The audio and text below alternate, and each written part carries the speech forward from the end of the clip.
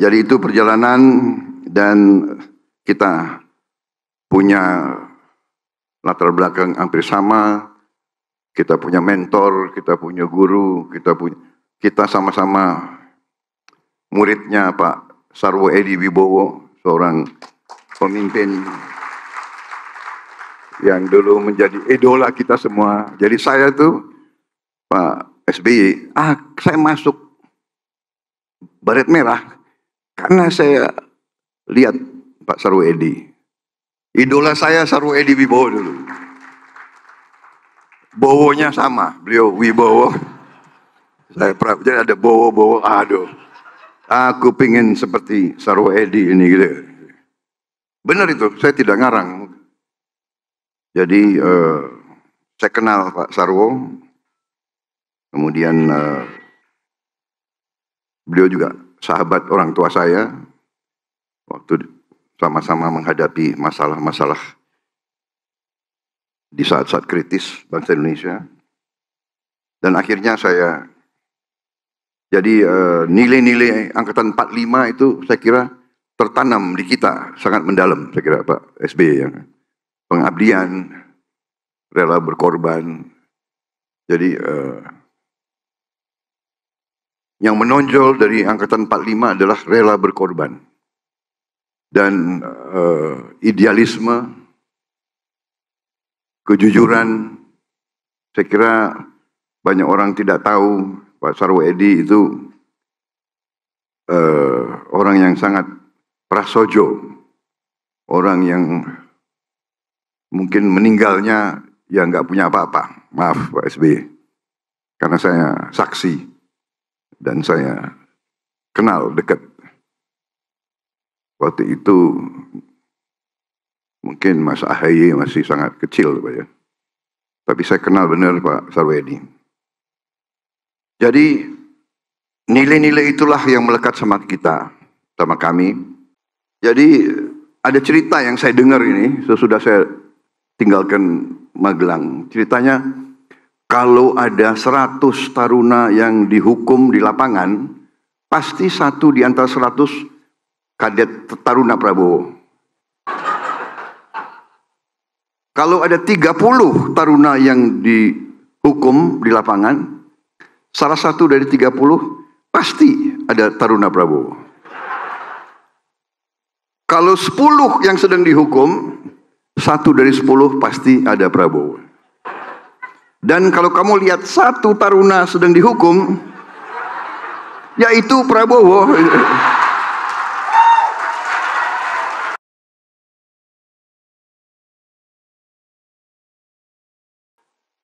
Jadi beliau memang tadinya sahabat saya, tadinya. Tapi akhirnya menjadi senior saya.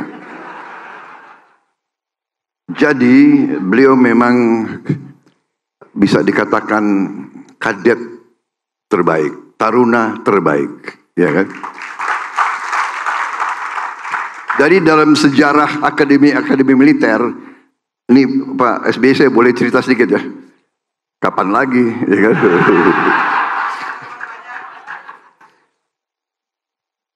Salah sendiri ngundang saya di sini. Ada kopi lagi di sini. Jadi dalam sejarah akademi militer, ya kan? Ini sejarah West Point, mana-mana ratusan tahun dipelajari.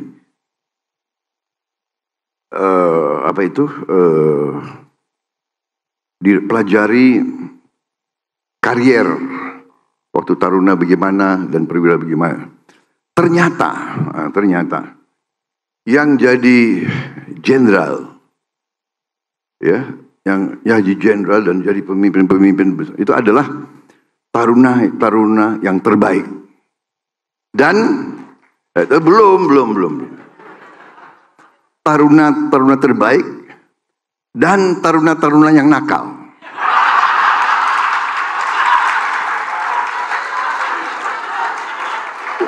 Ini benar, ini ada referensinya, ada, nggak ngarang saya, benar ini. Jadi ini yang baik, yang di tengah-tengah ya, yang baik, tapi Kenapa? Rupanya di riset. Karena ini yang terbaik tentunya karena dia kerja keras, belajar keras.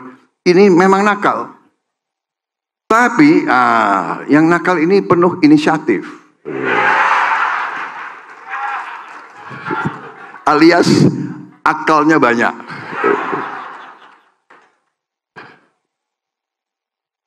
Jadi ada cerita yang ini ada wartawan banyak ya, nggak enak saya.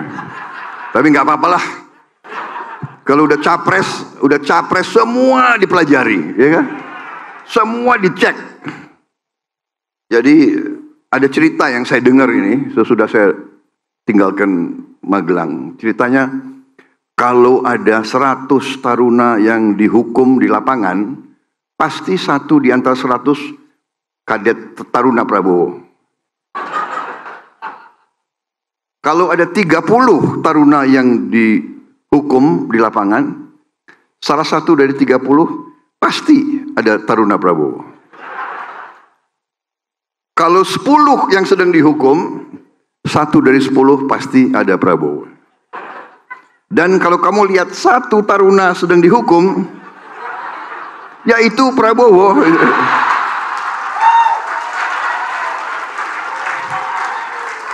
Itu cerita turun-temurun saya dengar itu. Waduh.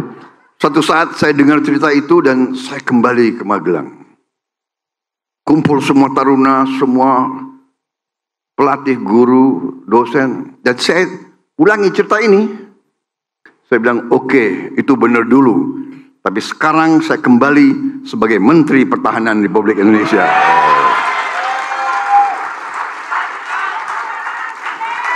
Jadi, taruna terbaik, ya kan, taruna yang nakal.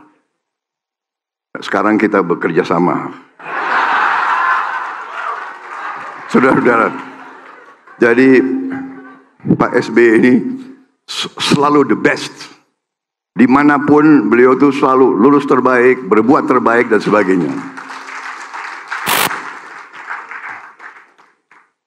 Itulah cerita. Jadi waktu itu beliau lulus tahun 73. Saya masuk sama-sama beliau tahun 70 sama-sama gitu. Tapi nampaknya Akademi Militer sangat mencintai saya. Saking cintanya, aku dikasih pendidikan tambahan 1 tahun. Kalian ketawa ya. Itu beasiswa loh. Tambah 1 tahun.